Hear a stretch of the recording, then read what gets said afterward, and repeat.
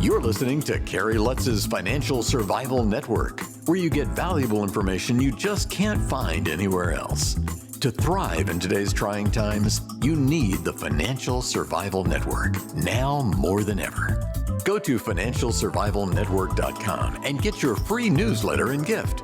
Financial Survival Network, now more than ever.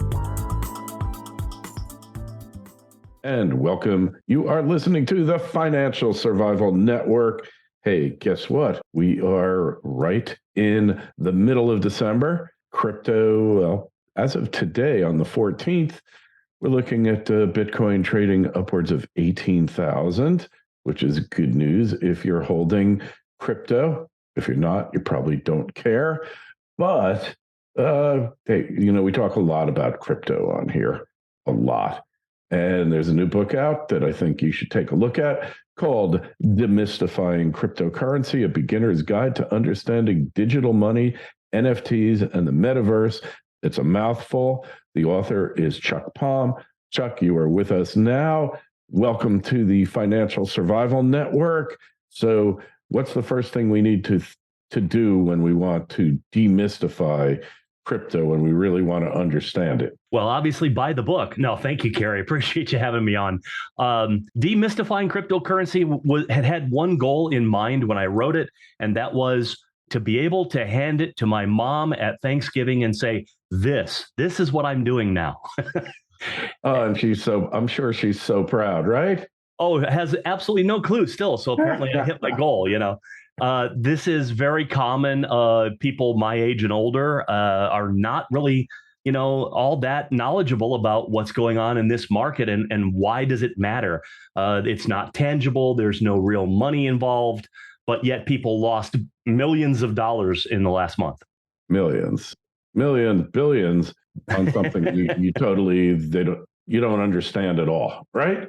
For the most part, I have to say it was a long journey getting me here. A little over a year ago, I started looking at why people took crypto so seriously. I'm a computer engineer and network guy by trade, and I really thought there might be something to this crypto after, you see $30,000, $60,000 per Bitcoin. Why were all the other altcoins out there just fractions of that or mere, millions of that? And it kind of spawned the whole idea that there's something to this, but let's not dilute it. Mm-hmm. And let's not get diluted about it either, right? Yeah, 100%. I think you see a lot of people now questioning their own motives about jumping in the pool with both feet and not checking how deep it is. Yeah, well, going head first into the pool without checking how deep the water is, you can definitely have problems with that.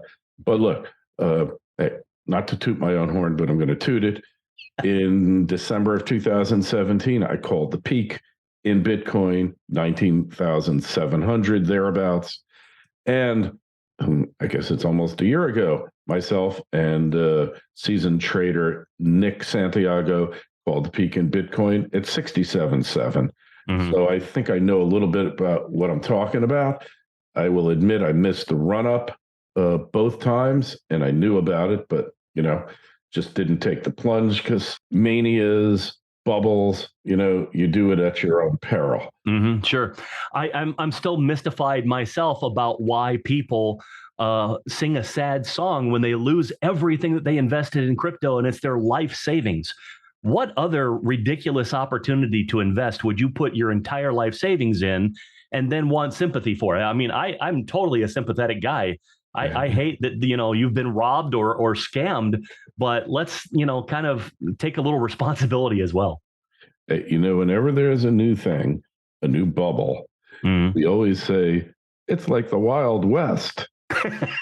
And here, man, cliches are great, and never was a better one coined for this. You're absolutely right. Yeah, I mean, this was the Wild West before the Colt 45, man.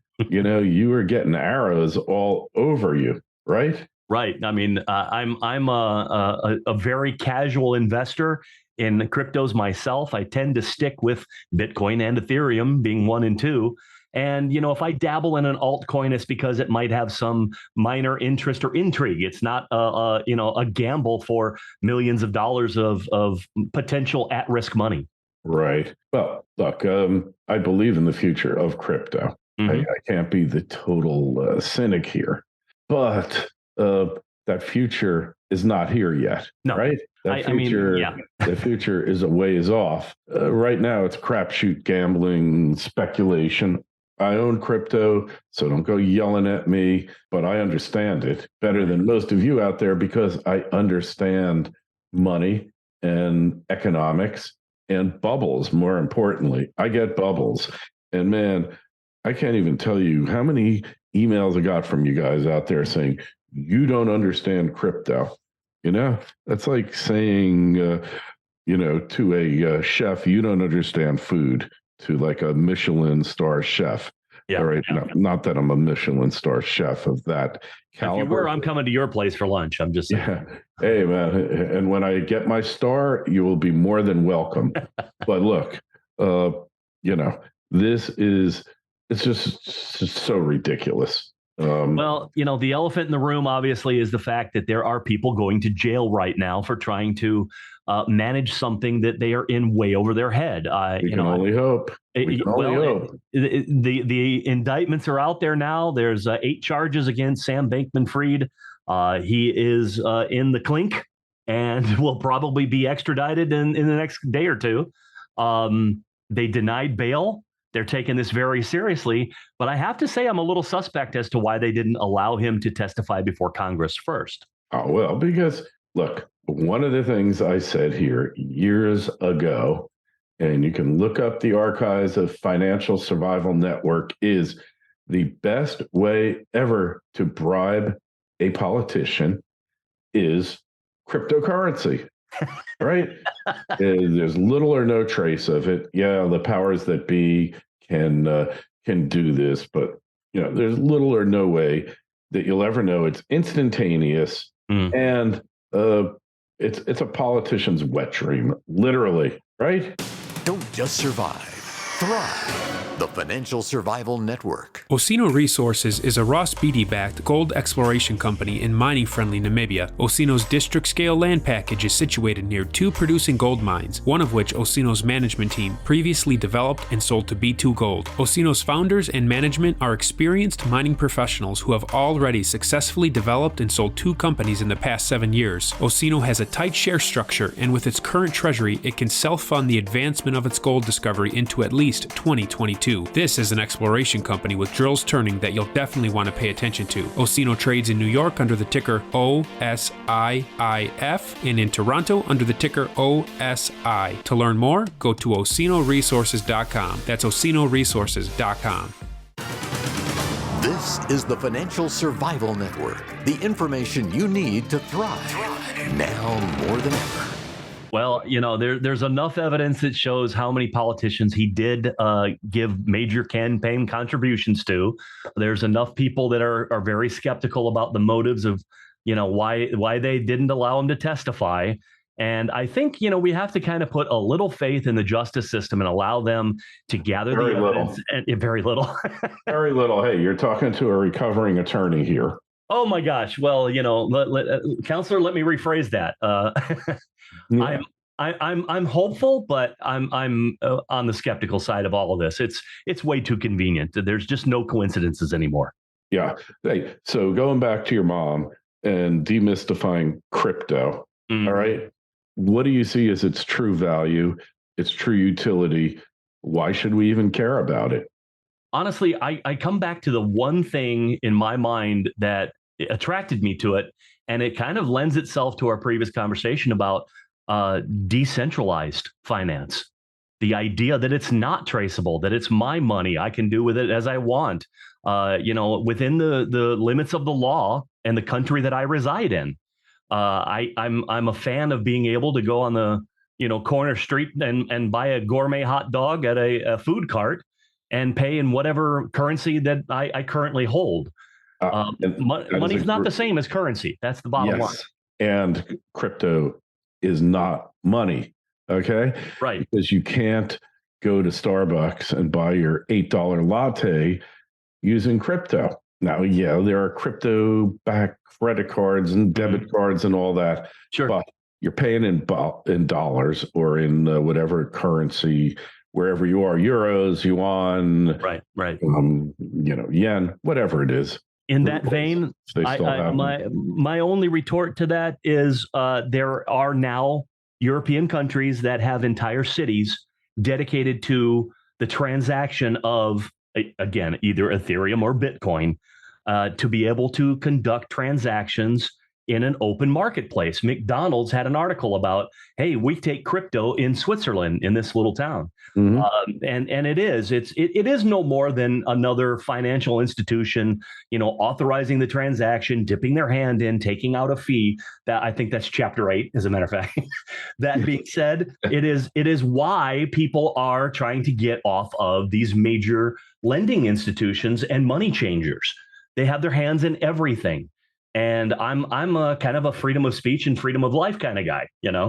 I'd like to see that the crypto is adopted in its major forms, and that we have a more fair and open trading opportunity that way. Hey, agreed. I think that is definitely the way it should be, but we're a ways off from there. Yes, what you're talking about is a few places that have experiments going on. All well and good, let's face it. But sure. But really, we got a ways to go. What I like about it is the blockchain and the, at least currently, the immutability of the blockchain. I think that is where the utility lies. I think that you're going to have them. I mean, you got them now. Central bank digital currencies. It's going to squeeze out the private ones. That old saying, don't steal, the government hates competition, right? I'm more afraid of central bank digital currencies than any other altcoin or exchange or any other fraud that's out there online. Whenever a government body decides to get technical, they just totally screw the pooch. It is every single example of how government tries to embrace technology, they've made it worse. But Chuck, yes, look at all the great things they've done with social media. I mean, they work hand in hand with social media to protect you. Yes. Remind me of that platform that they run again. Which one is it? Which one don't they run? Right. Yeah. Maybe one right now they're having their problems with, but let's face it, there's going to be abuse. So you're Joe Sixpack, Steve Chardonnay. You want to get involved in crypto because you didn't listen to anything you and I said. Yeah. How should you do it? So there's a lot of great resources online, and I mentioned it in the book. You can Google terms like crypto exchanges, read some reviews, look at the Google, ranking of these things, and try to weed out the things that are obviously advertised and sponsored content. Look for information on other people's experiences with trading on the platform. Buy a small amount of your favorite brand of crypto. Hold it for a while.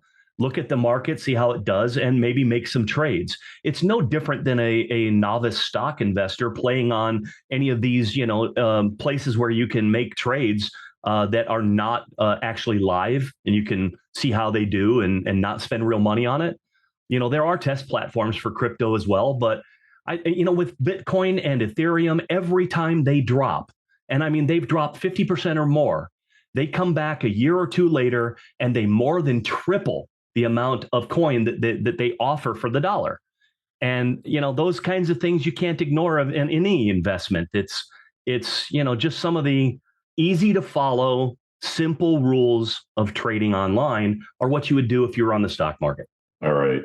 Well, we like that. And again, tell us the name of your book and where we find it. I assume wherever fine books used to be sold. Most used to be sold on Amazon, which is where you can find Demystifying Cryptocurrency or demystifyingcryptocurrency.com, or just Chuck Palm on Amazon. I'll be up there.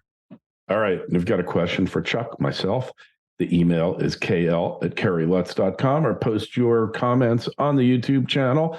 And while you're at the site, financialsurvivalnetwork.com, you can click through right to Chuck's site, demystifyingcryptocurrency.com.